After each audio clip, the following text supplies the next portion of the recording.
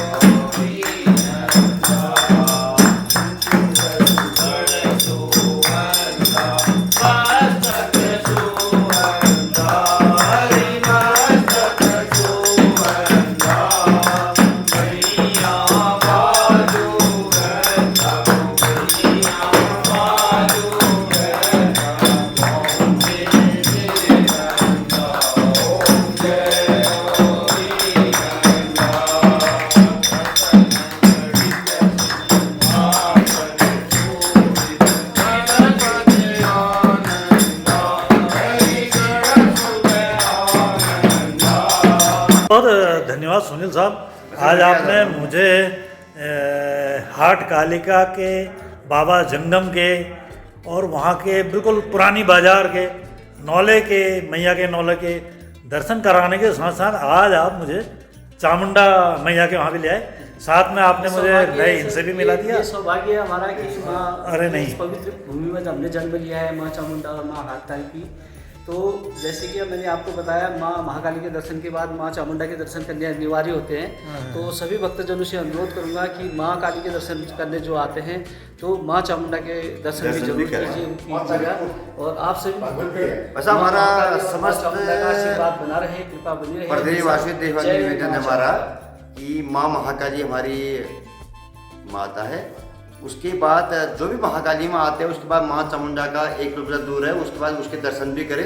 ये बहुत आप यहाँ ही हमारा आपका आभार है। मुझे आज सुनील साहब ने बताया कि माँ कालिका के साथ यहाँ के चामुंडा के दर्शन करना एक चार सौभाग्य देवियाँ वाली बात। और उनके साथ खेलती हैं।